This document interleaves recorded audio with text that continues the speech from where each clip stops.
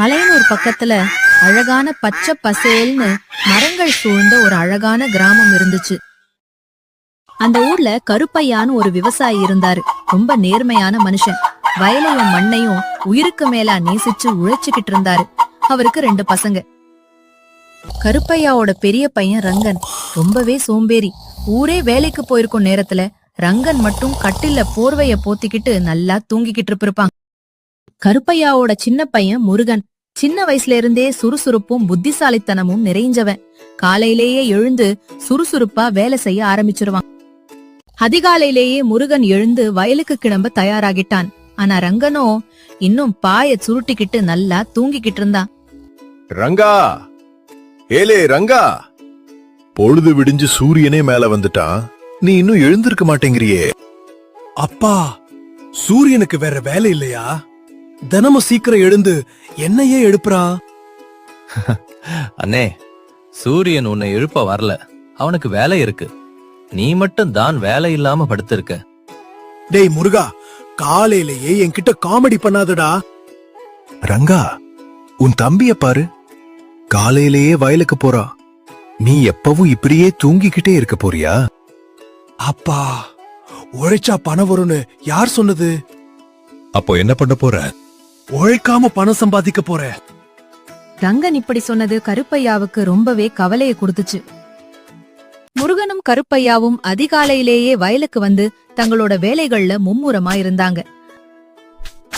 முருகா, நீ இவ்வளவு சுறுசுறுப்பா வேலை பாக்குறத பார்த்தா எனக்கு சந்தோஷமா இருக்கு. அப்பா, நம்ம மண்ணை நல்லா பாத்துக்கிட்டா அது நம்மளையும் நல்லா பார்த்துக்கும். அதுதான் உண்மை. ஆனா உன் அண்ணனை நினைச்சாதான் எனக்கு கவலையா இருக்கு. அண்ணன் ஒரு நாள் புரிஞ்சு பார்ப்பா.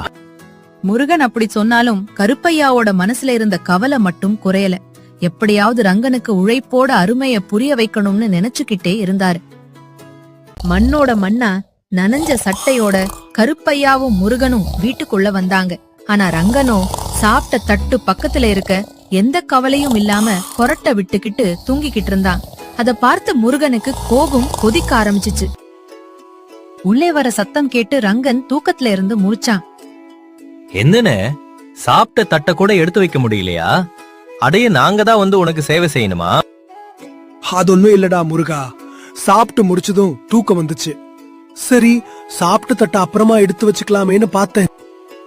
அப்பா இந்த வயசுலயும் வெயில்ல காஞ்சு கஷ்டப்பட்டுக்கிட்டு இருக்காரு. உனக்கு அதை பார்க்கும்போது கொஞ்சம் கூட மனசு கஷ்டப்படலையா ரங்கா? அவரு உனக்காக ஓடிக்கிட்டு இருக்காரு, நீயும் இப்படி தூங்கிக்கிட்டு இருக்கே. இவங்க 2 பேரும் இப்படியே சண்டை போட்டுக்கிட்டே இருந்தா குடும்பம் என்ன ஆகுமோன்னு கவலையா நின்னாரு. ரங்கன் எப்பவும் போல வெட்டி நியாயம் பேசுறதுக்காக டீ கடைக்கு போனா.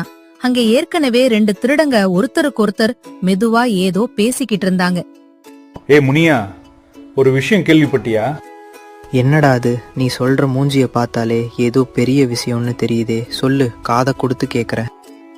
முருகன் தோட்டம் இருக்குல்ல, அங்க எங்கேயோ ஒரு பழைய காலத்து புதையல் இருக்குன்னு கேள்விப்பட்டேன்டா. அடே, உண்மையாவா சொல்ற? அந்த புதையல் எங்க இருக்குன்னு உனக்கு ஏதாவது தடயம் தெரியுமாடா? அதான்டா, சரியா எங்க இருக்குன்னு தெரியல. ஆனா அந்த தோட்டத்துல பழைய கிணறு பக்கத்துல தான் புதைச்சு வச்சிருக்குன்னு ஊருக்குள்ள பேச்சு. நம்ம 2 பேரும் போய் தேடி பார்த்தா கையில காசு விழும். சரிடா, நான் ஊருக்கு போயிட்டு வந்துறேன். அதுக்கப்புறம் நம்ம 2 பேரும் சேர்ந்து போய் அந்த இடத்த தோண்டி பார்க்கலாம். புதையல் கிடைச்சிச்சுன்னா நம்ம வாழ்க்கையே மாறிடும்.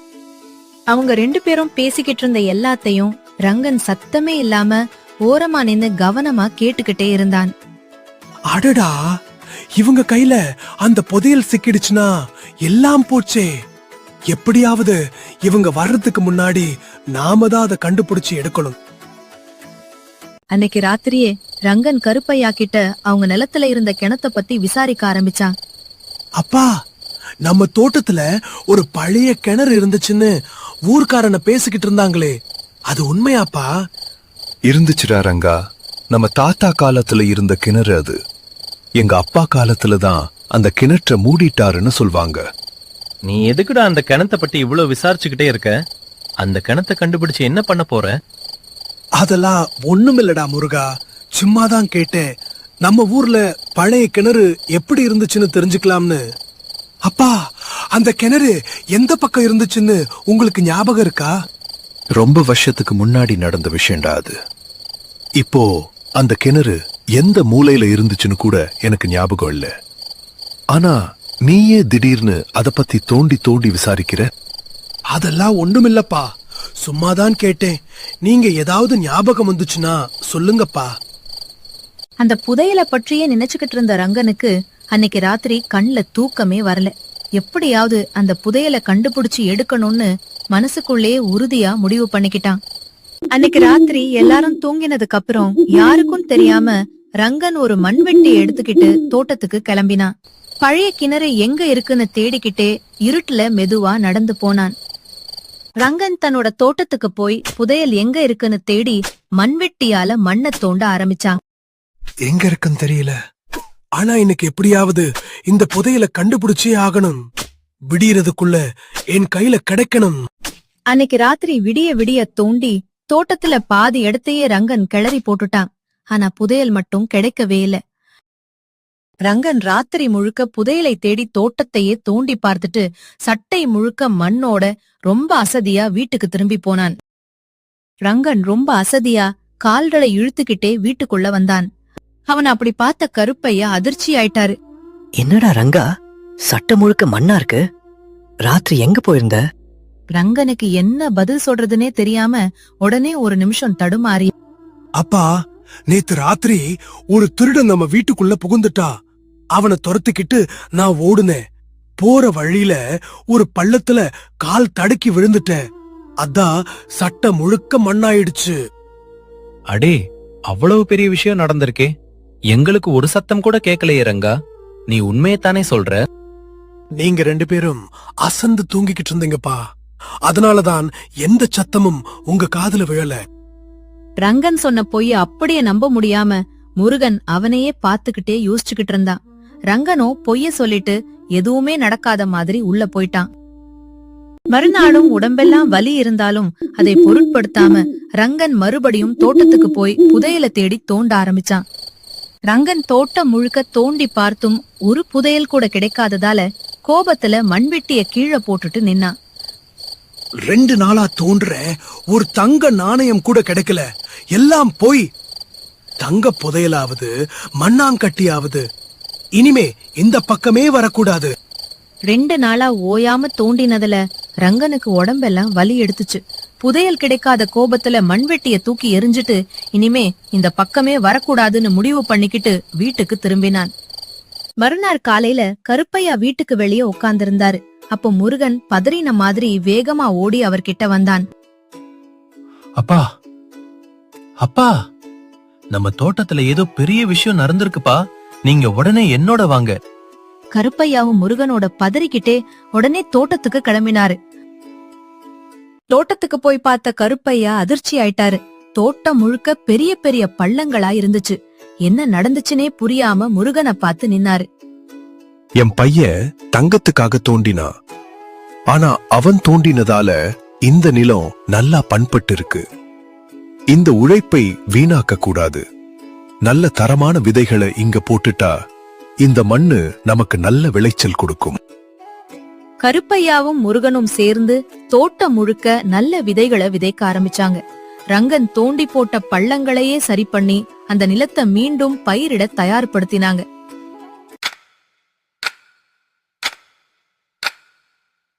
மாதங்கள் கடந்துச்சு.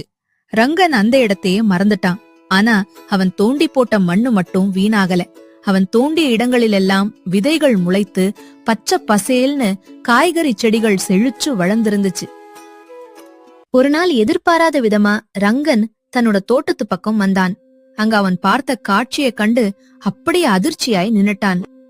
அப்பா, இது என்னப்பா? நான் தோண்டி போட்ட இடத்துல எல்லாம் இவ்வளவு செழிப்பா செடிகள் வளர்ந்திருக்கே. அதாண்டா ரங்கா, நீ புதையல் தேடி தோண்டின மண்ணுல நாங்க விதை போட்டோம். நீ தேடிய கெடிய புதையல் கிடைக்கலனாலும் இந்த மண்ணு நமக்கு நல்ல விளைச்சலை கொடுத்திருக்கு. இப்பவாவது உழைப்போட அருமை புரிஞ்சுதாடா ரங்கா. புதையலை தேடி அலைஞ்சதுக்கு பதிலா இந்த மண்ணுக்காக உழைச்சிருந்தா இன்னும் எவ்வளவோ சம்பாதிச்சிருக்கலாம். ஆமாம்டா முருகா, இப்பதான் நல்லாவே புரியுது. மண்ணுக்குள்ள புதையல் தேடுனா உழைப்புதான் உண்மையான புதையல்னு இவ்வளவு நாளா புரிஞ்சுக்கவே இல்ல. நங்கனுக்கு அன்னைக்குதான் உழைப்போட உண்மையான மதிப்பு புரிஞ்சுச்சு. இனிமே சோம்பேறித்தனமா இருக்க கூடாதுன்னு முடிவு பண்ணி அப்பாவுக்கும் முருகனுக்கும் வயல் வேலையில உதவி செய்ய ஆரம்பிச்சான். உழைப்பு இருக்கும் இடத்துல தான் வளமும் வெற்றியும் இருக்கும். இதை நான் இப்ப நல்லாவே புரிஞ்சுக்கிட்டேன். இந்த கதையை கேட்ட உங்களுக்கும் இது புரிஞ்சிருக்கும்னு நம்புறேன். இந்த கதை உங்களுக்கு பிடிச்சிருந்தா எங்க குட்டி சுட்டீஸ் கதைகள் சேனலுக்கு ஒரு லைக் பண்ணுங்க. இன்னும் நிறைய சுவாரஸ்யமான கதைகளுக்காக சேனலை மறக்காம சப்ஸ்கிரைப் பண்ணிக்கோங்க. மீண்டும் ஒரு நல்ல கதையோட உங்களை சந்திக்கிறோம். நன்றி.